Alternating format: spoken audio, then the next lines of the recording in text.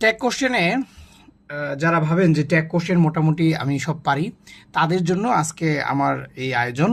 এখানে প্রায় 80+ কোশ্চেন আছে এবং প্রত্যেকটা কোশ্চেন আপনাকে চিন্তায় ফেলে দিবে যে এগুলোর কি অ্যান্সার হবে। যেমন ধরেন প্রথমে যে দুইটা কোশ্চেন দেওয়া আছে, আমরা যদি এটা দেখি যে the jury gave different opinion, আবার দেখেন the jury gave unanimous opinion. So এখানে অ্যান্সার দিয়েছে ডিডেন্ট দে, এখানে ডিডেন্ট ইট। কেন? এইটার কারণটা হচ্ছে যখন জুরি আপনার ডিফারেন্ট অপিনিয়ন দিবে, আপনি মনে রাখবেন এরা তখন প্লুরাল হয়ে যায়। ডিফারেন্ট দিলে এরা হয়ে যায় প্লুরাল। তো যেহেতু প্লুরাল হয়ে যায়, এই কারণে এদের জন্য সাবজেক্ট হিসেবে বসে হচ্ছে দে। আর ওরা যখন একমত পোষণ করে, হ্যাঁ, অভিন্ন মত পোষণ করে, তখন ওরা হয়ে যায় সিঙ্গুলার। এই কারণে ওদের জন্য হয় ইট। তাহলে জুরি দিয়ে মোটামুটি এই দুইটা আসে, যে এখান থেকে আমরা মনে রাখবো যে ডিফারেন্ট হলে সেটা হবে প্লুরাল, আর যদি একই মত প্রকাশ করে তাহলে হবে সিঙ্গুলার। সো এই কারণে এটার অ্যান্সার হচ্ছে ডিডেন্ট দে, এটার অ্যান্সার হচ্ছে ডিডেন্ট ইট। আরেকটা দেখেন ওয়েলকাম। সো যদি শুধু ওয়েলকাম বলে, দেখেন আপনারা প্রায় দেখবেন যে এই ওয়েলকাম মানে শুধু ওয়েলকাম না, এইটা আসলে আমরা যে বলি ইউ আর ওয়েলকাম, দেখবেন প্রায় বিভিন্ন জায়গায় গেলে এরকম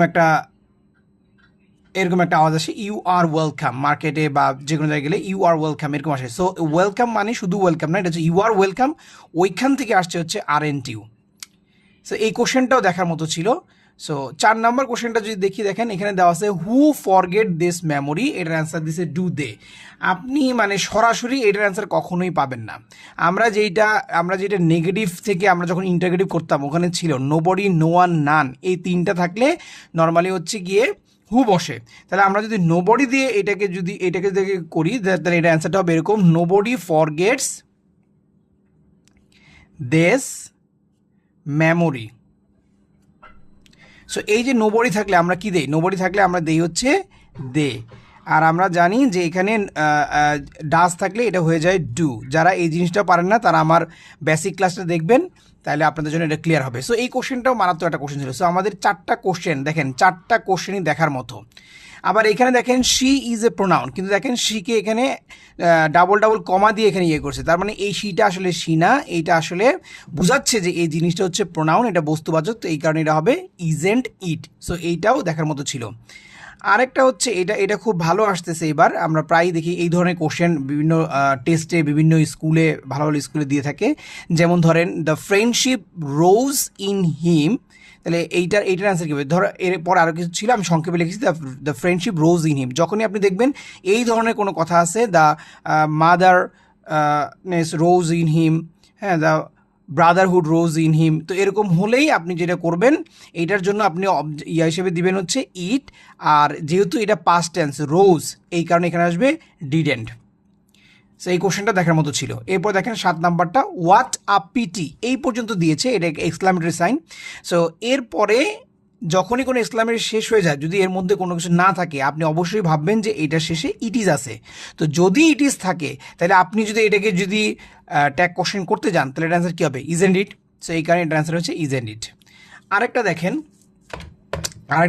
kindly do me a favour. Normally আমরা জানি যে যদি প্রথমেই যদি ভার্ব থাকে, তাহলে সেটা ইম্পারেটিভ সেন্টেন্স হয়, আর ইম্পারেটিভ সেন্টেন্সের অ্যান্সার সবসময় উইলি হয়। কিন্তু এইখানে করছে কি, এখানে কাইন্ডলি ওয়ার্ডটা আপনাকে দিয়ে আপনাকে একটা ভেজালের মধ্যে ফেরানোর চেষ্টা করছে। আসলে এই কাইন্ডলি ওয়ার্ডটা এক্সট্রা, এটা শুধু এমনিতে দিয়েছে। সো এটা আপনাকে বুঝতে হবে। সো এটাও একটা ইম্পারেটিভ সেন্টেন্স, সো এটার অ্যান্সার হবে উইল ইউ। এবার দেখেন 9 নম্বর question, he as well as his brother came here. এখানে কয়জন? এখানে হচ্ছে এই আবার হিজ ব্রাদার একজন, ধরেন তাহলে একজন কয়জন হলো? 2জন। কিন্তু অ্যান্সার দেখেন এখানে দিয়েছে ডিডেন্ট হি। কেন ডিডেন্ট হি দিল? এখানে কেন দে দিল না? কারণ এখানে অ্যাজ ওয়েল এজ আছে। অ্যাজ ওয়েল এজ থাকলে আমাদের একটা নিয়ম হচ্ছে, পরের যে সাবজেক্ট আছে এই সাবজেক্টটাকে ধরা যাবে না, প্রথমে যে সাবজেক্ট আছে আমরা শুধু সেটাকে দেখব। এখন ধরেন অ্যাজ ওয়েল এজের মতো আর কি কি আছে? এরা হচ্ছে উইথ, যদি কখনো উইথ থাকে আপনি প্রথম সাবজেক্টকে ধরবেন। এরপরে ধরেন অ্যালং উইথ, যদি প্রথমে থাকে আমরা প্রথম যে সাবজেক্ট সেটা ধরবো। With, along with, together with, as well age, এই চারটা যদি কখনো আপনি দেখতে পান, তাহলে আপনি যেটা করবেন সেটা হচ্ছে প্রথম যে সাবজেক্ট আছে এই সাবজেক্টটাকে আপনি ধরে নেবেন। আচ্ছা, এরপরটা দেখেন, এইটা আরো মজাদার, মানে আপনি এখানে যতগুলা কোশ্চেন দেখবেন আপনার কাছে মানে চোখ মানে ফেরতে পারবেন না। এখানে সবগুলা কোশ্চেনই খুব ইম্পর্টেন্ট। যারা এতদিন ভাবতেন যে ট্যাগ কোশ্চেন খুব ভালো পারি, এরা দেখেন কোশ্চেনগুলো, কি কোশ্চেন এখানে আছে। যেমন 10 নম্বর কোশ্চেন আছে, you he and I did the work. তো you he and I did the work, এইটার যেটা হবে সেটা হচ্ছে, দেখেন যখন আমরা বাংলা এরকম পড়ছি যে বাংলা ব্যাকরণে আমি, তুমি ও সে, এই তিনটাকে একসাথে বলা হয় আমরা।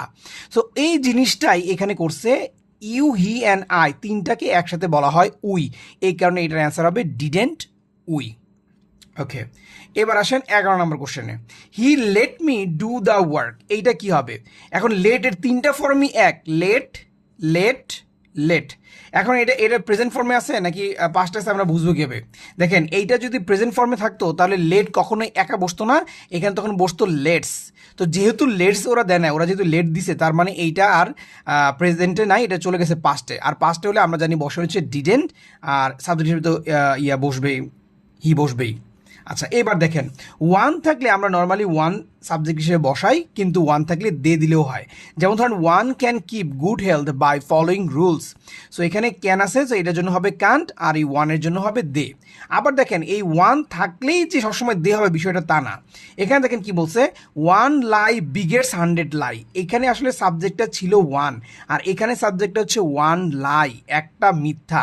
সো এটা বস্তুবাচক, আর এখানে আছে বিগেটস, এটা এস দিয়ে শুরু হয়েছে, তো এটা হবে ডাজেন্ট, আর ওয়ান লাইয়ের জন্য হচ্ছে ইট। তাহলে ওয়ান লাই বিগেটস 100 লাই, এটার অ্যান্সার হবে ডাজেন্ট ইট।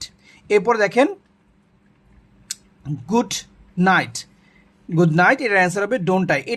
এইটা ধরেন আপনি যখন কাউকে বলেন I say you good night, I say you good night, এটা এখানে এই কথাটা উজ্জ্ব আছে, ঠিক আছে? I say you good night, আমি তাকে গুড নাইট বললাম, তো এখানে ওই অনুসারে এটা হবে ডোন্ট আই। ওকে, সো আমরা এখানে আজকে 14টা কোশ্চেন দেখলাম। আপনারা দেখলেন যে এই 14টা কোশ্চেনই খুব প্রাণবন্ত ছিল। ইনশাল্লাহ আমরা পরবর্তীতে আরও কোশ্চেন নিয়ে আসবো। আজকে এই পর্যন্তই, আল্লাহ হাফেজ।